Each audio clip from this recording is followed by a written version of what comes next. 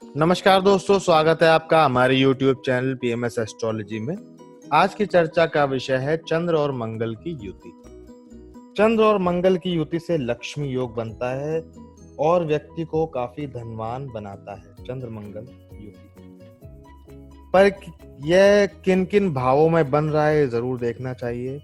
किन किन लग्नों में यह शुभ कारक है, किन किन लग्नों में यह योग कारक नहीं है, इसको भी जानना अत्यंत आवश्यक है। वीडियो शुरू करें इससे पहले मैं आपको बताऊंगा, आज के वीडियो में हम लोग सभी 12 लग्नों में या राशियों में बनने वाले चंद्र मंगल युति की चर्चा करेंगे। किन किन लग्नों में यह शुभ परिणाम देगा ये भी जानेंगे, किन किन लग्नों में शुभ परिणाम नहीं देगा ये भी जानेंगे।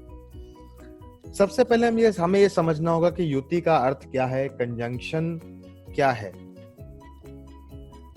कंजंक्शन जब दो प्लैनेट, कोई भी दो ग्रह एक साथ एक ही भाव में बैठे हों तो उन ग्रहों की युति मानी जाती है। दो या दो से अधिक कितने भी प्लैनेट्स एक ही ग्रह में एक साथ बैठे हों। आज हम बात कर रहे हैं चंद्र मंगल युति की, इसलिए हम दो ग्रहों को साथ में युति की चर्चा कर रहे हैं। जब दो ग्रह साथ में बैठे हों तो वो एक दूसरे के कारकत्वों को अपनाते हैं। एक दूसरे के कारकत्वों को अपनाने के साथ जिस भी ग्रह की डिग्री कम होगी वो ग्रह युति में ज्यादा बलवान होगा। ये रूल बहुत ही ज्यादा इंपॉर्टेंट है, इसे बिल्कुल भी इग्नोर ना करें और इसे हमेशा ध्यान रखें जब भी आप युति का फल देख रहे हैं। कोई भी दो ग्रहों की युति होने पर जिस ग्रह की डिग्री कम होगी वो ग्रह रूल करेगा उस कंजंक्शन को या उस युति को, तो उसके हिसाब से ही दूसरा ग्रह भी अपना फल देगा। जब हम चंद्र मंगल की युति की चर्चा कर रहे हैं तो सबसे पहले हमें जानना जरूरी है कि चंद्र के और मंगल के क्या कारकत्व हैं, चंद्र किन चीजों को रिप्रेजेंट करता है और मंगल किन चीजों को रिप्रेजेंट करता है। तो पहले चर्चा करते हैं मार्स यानी मंगल की। मंगल एक फायरी प्लैनेट है और एनर्जी को रिप्रेजेंट करता है।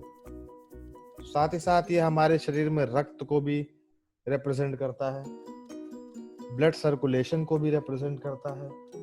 आर्मी चीफ है मंगल, सेनाधिपति बोलते हैं इसे।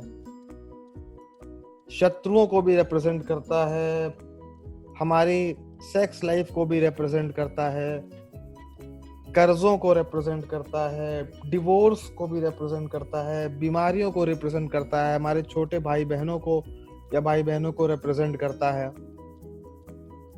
तो ये सारी चीजें मंगल के द्वारा देखी जाती हैं। अब हम बात करेंगे चंद्र की। चंद्र से हम क्या क्या चीजों को देखते हैं। चंद्र हमारी माता का कारक है, मन का कारक है, हमारे जो अंदर दिमाग में चीजें चलती हैं उन सब का कारक मन है। जो भी भाव हमारे दिमाग में आते हैं, बैक ऑफ द माइंड में, हमारे सबकॉन्शियस माइंड में जो भी विचार आते हैं उन सारे विचारों का कारक चंद्र ग्रह है। तो चंद्र यदि अच्छी अवस्था में है तो व्यक्ति के विचार बहुत ही शुद्ध होंगे और वह प्रोग्रेसिव थिंकिंग का होगा। चंद्र यदि कुंडली में कमजोर है तो उसके विचारों में क्षीणता आएगी, वो इच्छा शक्ति उतनी प्रबल नहीं होगी। चंद्र से इच्छा शक्ति भी देखते हैं, विल पावर देखते हैं। चंद्र काल पुरुष कुंडली में चौथे स्थान का स्वामी है, तो चंद्र से सुख का विचार भी किया जाता है। माता का विचार मैं बता ही चुका हूं आपको, किया जाता है। यदि चंद्र कमजोर है तो एडिक्शन की तरफ ले जाता है व्यक्ति को। किसी भी तरीके का एडिक्शन हो सकता है, कोई नशे की लत हो सकती है। तो ये सारी चीजें हम चंद्र से देखते हैं। अब जब ये दोनों ग्रह साथ में होते हैं तो जाहिर सी बात है दोनों एक दूसरे को इफेक्ट करेंगे।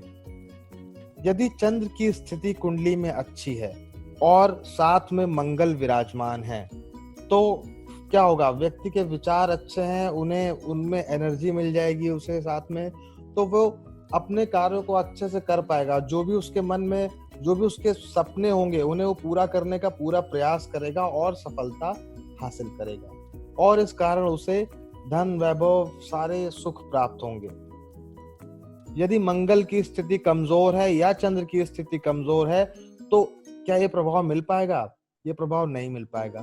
जब भी हम कंजंक्शन की बात करें तो हमें एक और चीज ध्यान देने योग्य है कि दोनों ग्रह आपस में कितने डिग्री में क्लोज हैं।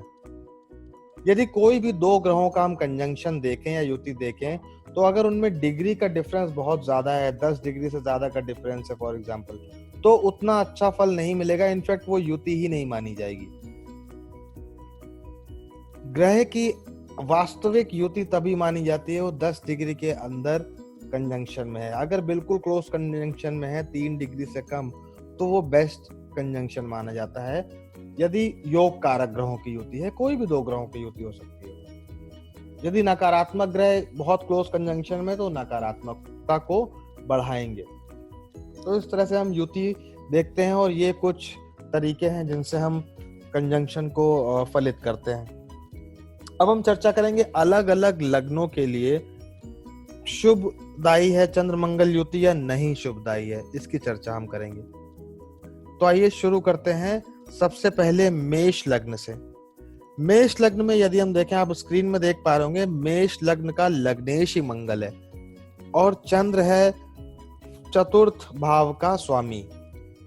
दोनों ही केंद्र भाव हैं और दोनों की युति किसी भी स्थान में होने पर बहुत अच्छा परिणाम मिलेगा व्यक्ति को। छठे और 12वें स्थान में होने पर फलों में कमी देखी गई है।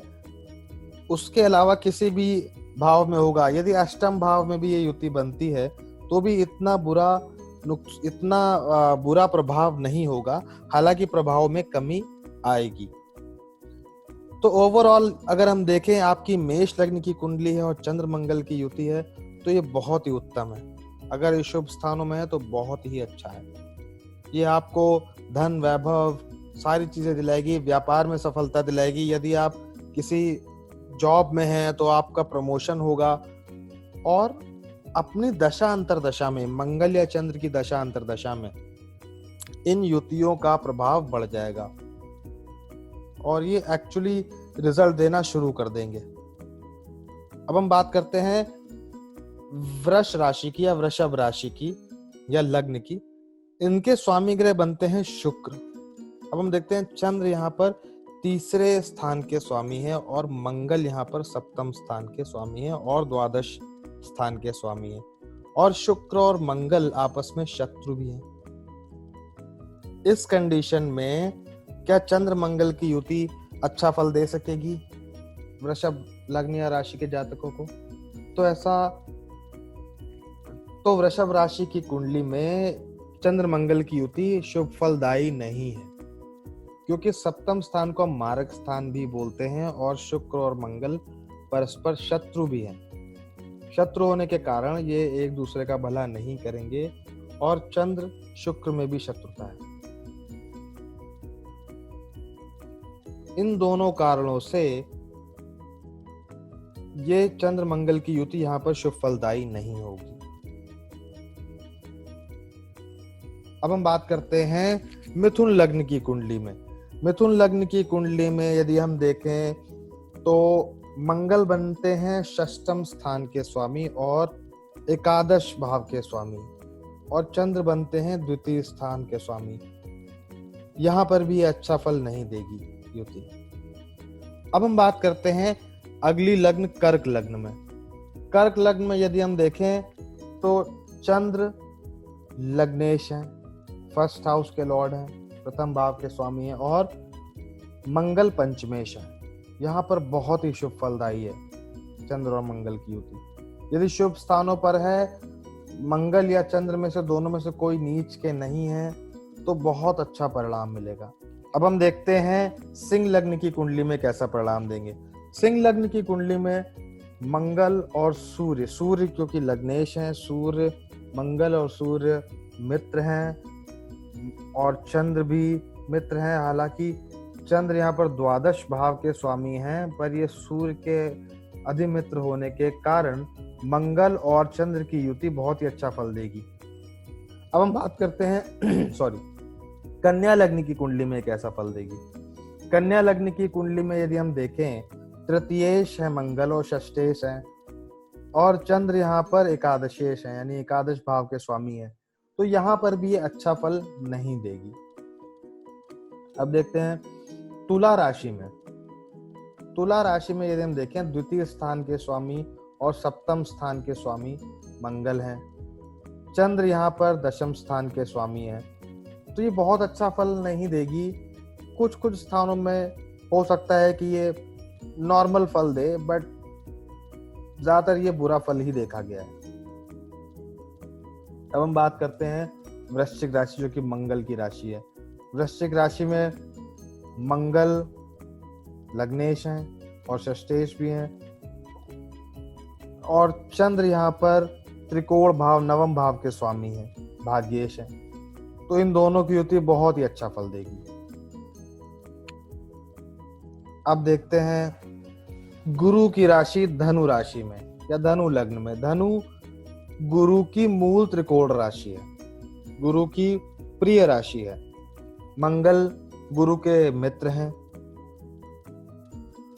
अब हम देखते हैं, और चंद्र यहाँ पर अष्टम भाव के स्वामी हैं, लेकिन चंद्र और गुरु आपस में मित्र भी हैं। इस कारण इस लग्न में भी, धनु लग्न में भी मंगल और चंद्र की युति अच्छा फल ही देगी। अब हम देखते हैं मकर लग्न में शनि बनते हैं लग्नेश मकर लग्न में, और मंगल इनके शत्रु हैं और चतुर्थ भाव के स्वामी हैं। चंद्र इनके शत्रु हैं और सप्तम भाव के स्वामी हैं। तो स्वाभाविक सी बात है, इस लग्न में ये अच्छा फल नहीं देगी। अब हम बात करते हैं कुंभ लग्न की। कुंभ लग्न में तृतीय भाव के स्वामी मंगल हैं, दशम भाव के, और चंद्र षष्टम भाव के, लेकिन ये दोनों ही शनि के शत्रु है होने के कारण इस लग्न में भी बहुत अच्छा फल नहीं देगी। जब कई बारी चंद्र या मंगल यदि स्वराशि में होकर दो स्थानों में विराजित हैं, तो वो नीच भंग राजयोग बनाते हैं। इस कंडीशन में वो अच्छा फल देने योग्य होते हैं। फिर भी नीच भंग का अर्थ ये होता है कि ग्रहों की नीचता भंग हो जाती है, और एक तरह से विपरीत राजयोग है, जिसमें व्यक्ति को पहले बहुत सारी कठिनाइयों का सामना करना पड़ता है, फिर उसे अच्छे फल मिलते हैं। तो ऐसे फल भी देखने को मिलते हैं इन दो लग्नों में। अब हम बात करते हैं गुरु की मीन राशि में। मीन राशि के लग्नेश लग्न के स्वामी गुरु हैं, मंगल इनके मित्र हैं, चंद्र भी इनके मित्र हैं। मंगल यदि हम देखें तो द्वितीय स्थान के और नवम स्थान के स्वामी हैं, और चंद्र पंचम स्थान के स्वामी हैं। मंगल की एक राशि को त्रिकोण स्थान प्राप्त है और चंद्र को भी त्रिकोण स्थान प्राप्त है। बहुत ही अच्छा फल मिलेगा मीन लग्न में यदि चंद्र मंगल युति होती है। तो आज के वीडियो में हमने जाना सभी लग्नों में चंद्र मंगल की युति क्या प्रभाव देती है। आशा करता हूं आपको जानकारी अच्छी लगी होगी। यदि जानकारी अच्छी लगी हो तो हमारे चैनल को सब्सक्राइब करें और बेल आइकन दबाना ना भूलें, ताकि आपको रेगुलर अपडेट्स मिलते रहें। वीडियो पूरा देखने के लिए बहुत बहुत धन्यवाद। जय श्री राम।